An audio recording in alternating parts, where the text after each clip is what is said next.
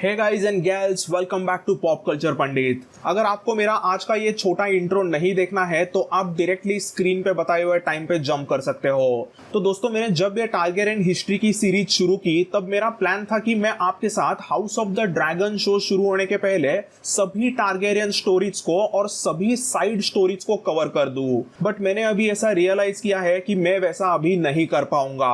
आज के चैप्टर 22 से लेके चैप्टर 25 तक के चैप्टर्स एकदम टू द पॉइंट, एकदम क्विक चैप्टर्स होंगे जिसमें मैंने टारगेरियंस की इंपॉर्टेंट स्टोरीज को कवर किया है। राइट नाउ जहेरिस और एलिसन की अपनी कहानी अभी भी 51 एसी में है और हाउस ऑफ द ड्रैगन का शो बसा है 101 एसी में। मतलब मुझे अभी भी 50 सालों के कहानियों को कवर करना है, बट अभी अपने पास इतना टाइम नहीं है। सो इतना टाइम पीरियड अगर मुझे कवर करना है तो मुझे कहानी को थोड़ा सा स्पीड अप करना पड़ेगा।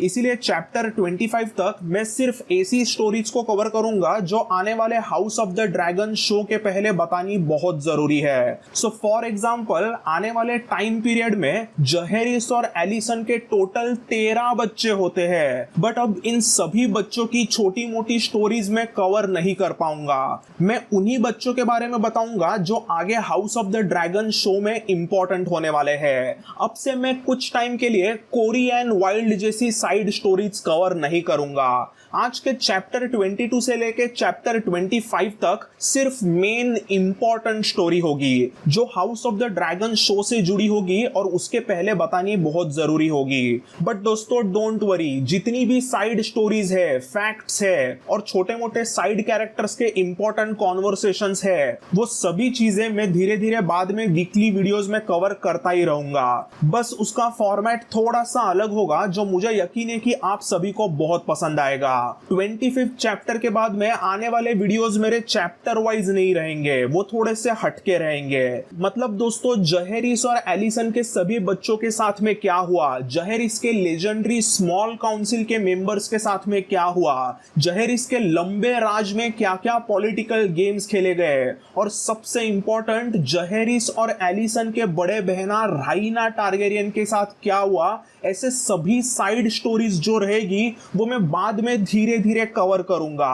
But right now it's time to speed up the things. आज से लेके आने वाले इस वीक के सभी chapters House of the Dragon show को मद्देनजर रखते हुए बनाए जा रहे हैं और स्टोरीज अब थोड़ी क्विकली आगे बढ़ेगी। अब से मैं जो बताऊंगा वो बस मेन क्रिटिकल स्टोरी होगी। सो गाइज, अब विदाउट फर्दर अडो चलो चलते हैं चैप्टर 22 में। 53 एसी के आसपास जहेरिस और एलिसन का राज जोरों शोरों से चल रहा था। पूरा वेस्टेरोस अब उनका फैन बनने लगा था क्योंकि सभी रीजन्स की तरक्की होने लगी थी। बट मोस्ट इंपॉर्टेंटली, सब लॉर्ड्स अभी एक दूसरे पे भरोसा करने लगे थे। पहले रॉयल प्रोग्रेस से आने के बाद में जहेरिस ने अभी किंग्स लैंडिंग को डेवलप करना शुरू कर दिया। उसने उसके शहर में कुछ इंपॉर्टेंट रोड्स का कंस्ट्रक्शन शुरू करवाया और सभी सिटी गेट्स को और भी मजबूत कराया।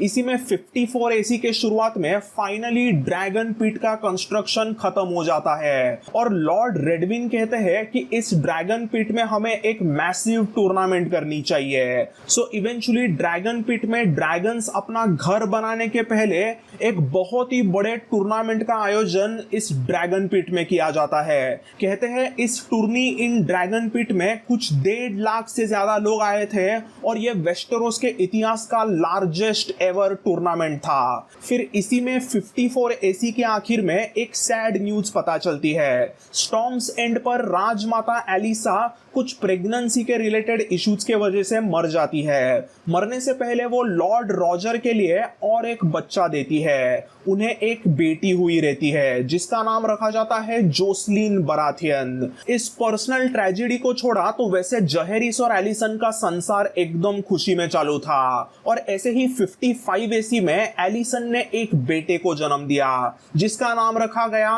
एमोन टारगेरियन। एमोन के जन्म से जहेरिस और एलिसन बेहद खुश होते हैं और उसके पैदा होते ही जहेरिस ने कह दिया कि वो बेबी डेनेरिस और एमोन की फ्यूचर में शादी कराएगा और उनके बच्चे ही आगे आयरन थ्रोन पे बैठेंगे। फिर 55 एसी से लेके 57 एसी तक जहेरिस और एलिसन का मैरिज ऐसे ही खुशियों से भरा था और पूरे वेस्टेरोस में शांति थी और सब स्मॉल फोक लोग बहुत खुश थे। Master of laws lord Albin Massey ने भी पॉल्यूशन को लेके कुछ लॉज बनाए। उन्होंने ब्लैक वाटर बे में गंदगी फैलाना इलीगल कर दिया और lord commander of the city watch lord Carl Corbray को बोल दिया कि अगर कोई ब्लैक वाटर बे में कचरा डालता है तो उसे सीधा उठा के जेल में डाल दो। सो ऐसे ही कुछ छोटे मोटे बहुत इंपॉर्टेंट चीजें पूरे वेस्टेरोस में चालू हुई थी और ऐसे ही 2 साल निकल जाते हैं और इवेंचुअली 57 एसी में एलिसन और जहेरिस को और एक बेटा होता है जिसका नाम रखा जाता है बेलॉन। कहते हैं ये बेबी बेलॉन पैदा होते ही उसने अपने 2 साल से बड़े भैया एमोन को पकड़ लिया था और वो उसे छोड़ता ही नहीं है। वो दोनों एक दूसरे को ऐसे चिपके थे कि मानो वो 2 जान और एक जिस्म हो। सेप्टन बार्थ ये देख के कहते हैं कि इन दोनों का प्यार आगे एक मिसाल बनेगा और फ्यूचर में वही होने वाला है। कहते हैं बेबी डेनेरिस जहां पे भी जाती थी वहां पे एमोन उसके पीछे पीछे भागता था और बेबी बेलॉन उसका पीछा करता था और ऐसे 3-3 बच्चों के वजह से पूरा रेड कीप खुशियों से भरा था और वहां पे बहुत ही प्यार भरा एनवायरनमेंट था। इसी में 59 एसी में एलिसन और एक बार प्रेग्नेंट होती है और सभी लोग वापस बहुत ज्यादा खुश होते हैं। पूरा रेल्म ऐसे ही खुशी में था और सब चीजें बहुत ही अच्छे से चालू थी। वेस्टेरोस टारगेरियंस के इतिहास में सबसे ज्यादा तरक्की कर रहा था। बट आप तो जानते ही है कि हाउस स्टार्क वालों ने सभी को हजारों सालों से 3 शब्द कहे हैं, दैट इज विंटर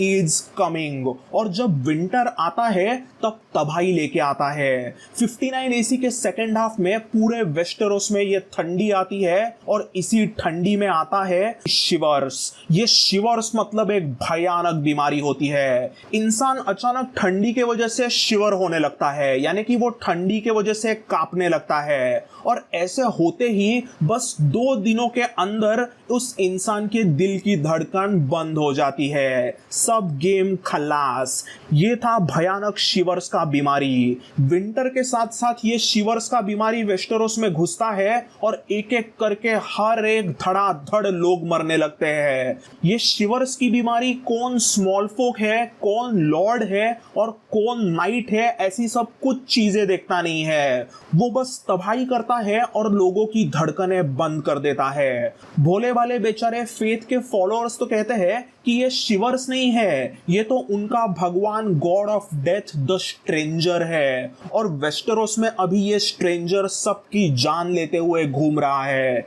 नॉर्थ में लिटरली 1/3 ऑफ द पॉपुलेशन इस भयानक शिवर्स की बीमारी की वजह से मरती है और लिटरली लोगों को दफनाने के लिए जगह नहीं होती। वैसे ही रीच और वेस्टरलैंड्स के इलाकों में भी लाखों लोग मरते हैं। साउथ में भी ओल्ड टाउन में कई सारे बेचारे बुढ़े मेस्टर्स और सेप्टन्स बहुत ही गंदी मौत मरते हैं। बड़े बड़े लॉर्ड्स में सबसे पहले तो लॉर्ड एडवेल सेल्टिगार मरते हैं, बट सबसे सैड मौत होती है किंग्स लैंडिंग में, जहां पर एलिसन और जहेरिस की 7 साल की छोटी बेटी डेनेरिस इस शिवर्स के कारण कांपते कांपते मर जाती है, जो कि बहुत ही सैड चीज होती है। 60 एसी के बीच में कुछ ही महीनों बाद ऐसे ही धीरे धीरे शिवर्स वेस्टेरोस से निकल जाता है, बट ऑलमोस्ट 1.5 साल में शिवर्स ने सब जगह पे बहुत गंदी तबाही कर डाली थी। इसी में 60 एसी में एलिसन को और एक बेटी होती है। तब वहां पे सेप्टन बार्थ बोलते हैं कि सातों भगवान ने आपसे एक बेटी ले ली,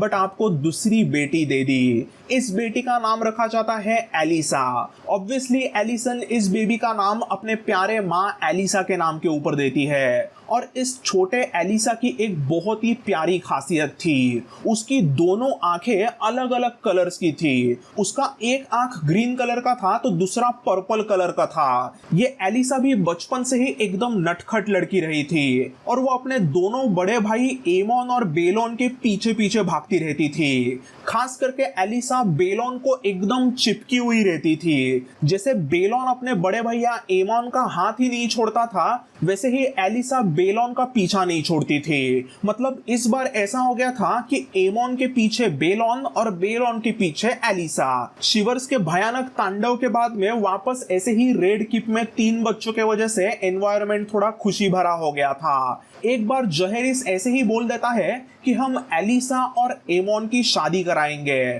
तो एलिसन उसे डांट के बोलती है कि हम एमोन के लिए कोई तो अलग दुल्हन देखेंगे, बट मेरी एलिसा तो सिर्फ बेलॉन के लिए बनी है। और इसी के बाद में एक दूसरी दुल्हन आने में ज्यादा देर नहीं लगती। एक दिन किंग्स लैंडिंग में अभी थोड़े से बुढ़े हुए लॉर्ड रॉजर आते हैं और उनके साथ उनकी प्यारी बेटी जोसलिन होती है। रॉजर कहते हैं, योर ग्रेस, शिवर्स की बीमारी ने स्टॉर्म सैंड पर ऐसी तबाही कर दी है कि लिटरली सभी औरतें, सेप्टन्स और मेस्टर्स मर गए हैं। तो अभी मेरे प्यारे बेटी जोसलिन को अच्छे से संभालने वाला वहां पे स्टॉर्म सेंट पे कोई भी नहीं रहा है। इसीलिए मैं चाहता हूं कि आप जोसलिन को आपके यहाँ पे किंग्स लैंडिंग में रख लीजिए, क्योंकि योर ग्रेस एलिसन आपसे अच्छी फ्रेंड और गुरु इसको नहीं मिल सकती। हम तो जानते हैं कि एलिसन इतनी प्यारी है कि वो कभी किसी को ना तो कहेगी नहीं।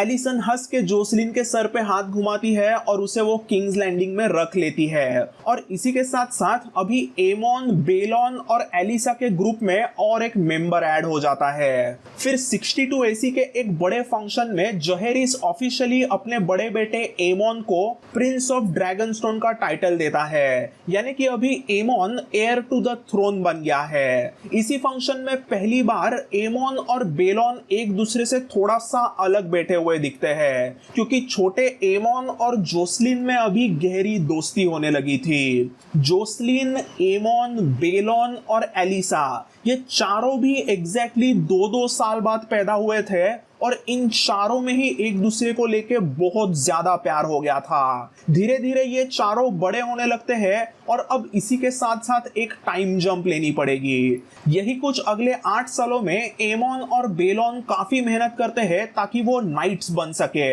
ये ट्रेनिंग दोनों बहुत अच्छी तरीके से कर रहे थे, बट नाइट्स बनते बनते वो दोनों भी ड्रैगन्स के साथ में कनेक्शन कर लेते हैं। सो ड्रैगन पिट में इस टाइम पीरियड में कई सारे ड्रैगन्स ने अपना लेयर बनाया था। बलेरियन अभी काफी ओल्ड हो गया था और वो अपने लेयर में हमेशा सोता रहता था, और वेगार भी अपने दोस्त बलेरियन के तरह ही मस्त आराम करता रहता था। बट कुछ यंग ड्रैगन्स थे जो बहुत उछलते रहते थे, बार बार वो यहाँ वहां आग फेंकते रहते थे, एक दूसरे के साथ खेलते रहते थे और उनका कुछ अलग ही तांडव चालू रहता था। और ऐसे ही नए यंग ड्रैगन्स में सबसे एग्रेसिव ड्रैगन था करैक्सस, और एमोन ने इसी यंग ड्रैगन एग्रेसिव करैक्सस को क्लेम कर दिया। एक दिन एमोन ने इस करैक्सस के साथ नाता बना लिया, तो दूसरे कुछ ही दिनों के बाद में बेलॉन ने आराम करने वाले वेगार को बोला, अब बस हुआ तेरा आराम। और बेलॉन द ब्रेव ने वेगार जैसे सेकंड लार्जेस्ट ड्रैगन को क्लेम कर दिया। सो बेलॉन को सब लोग बेलॉन द ब्रेव कहते थे, क्योंकि एक बार सिर्फ 10 साल का बेलॉन सीधा ड्रैगन पिट में घुस गया था और उसने सीधा सोए हुए बलेरियन के नाक पे एक जोर से चमाट मार दी थी। ये बेलॉन मतलब ऐसी कुछ उठ पटांग हरकतें करने वाला एक बहुत ही शैतानी बच्चा था। बेलॉन ने ऐसे बलेरियन के नाक पे टपली मारी थी, बट फिर भी बलेरियन ने उसको कुछ नहीं किया, क्योंकि बेलॉन इतना डेडली ड्रैगन टारगेरियन बंदा था। ये सब देखने के बाद वहां पे मौजूद सभी उसे द ब्रेव करके बुलाने लगते हैं और ऐसे ही उसका नाम पड़ जाता है बेलॉन द ब्रेव। अभी अपने बड़े भैया एमोन और अपने बॉयफ्रेंड ब्रदर बेलॉन ने ड्रैगन्स को ले लिया है, तो एलिसा कैसे पीछे रहेगी। 2 अलग अलग कलर्स के आंखों वाले एलिसा ने भी ड्रैगन पिट के सबसे फास्टेस्ट ड्रैगन के साथ में कनेक्शन कर दिया, यानी कि उसने मेलिस ड्रैगन से दोस्ती कर ली थी। और एलिसा तो हर दिन मेलिस पे बैठ के उड़ने लगी। इवेंचुअली 70 एसी में एमोन एक हैंडसम यंग मैन बन के उभर के आया था, और लंबे काले घने बालों वाली जोसलिन तो पूरे वेस्टेरोस में सबसे खूबसूरत लड़की कहलाती थी। 70 एसी में दोनों की शादी कराई गई और कहते हैं उनकी शादी भी गोल्डन वेडिंग जितनी ही बड़े पैमाने पे की गई थी। बचपन से ही एमोन और बेलोन में वो भाई भाई वाला एकदम स्पेशल रिश्ता था और उम्र के साथ साथ तो उन दोनों का एक दूसरे को लेके प्यार और भी बढ़ गया था। दोनों भी नाइट बनने के लिए दिन रात मेहनत करते और अब बस उन्हें एक मौका चाहिए था जब वो अपने स्किल्स दिखाकर नाइटहुड हासिल कर दे। सबसे पहले 72 एसी में डस्कनडेल में रखे हुए टूर्नामेंट में सिर्फ 17 साल का एमोन टारगेरियन तगड़े परफॉर्मेंसेस देता है और वो नाइट बनता है, बट बेलोन वहां पे नाइट बनने से चूक जाता है। बट फिकर नॉट, अगले ही साल 73 एसी में बेलोन भी नाइट बन जाता है। इतने सालों में वेस्टेरोस में अभी सभी को पता चल गया था कि जहेरिस और एलिसन के दो बड़े बेटे ही वेस्टेरोस का फ्यूचर है। सो अब उनके लाइफ में क्या होगा ये जानिए अगले इंपॉर्टेंट चैप्टर में। Until then bye and take care.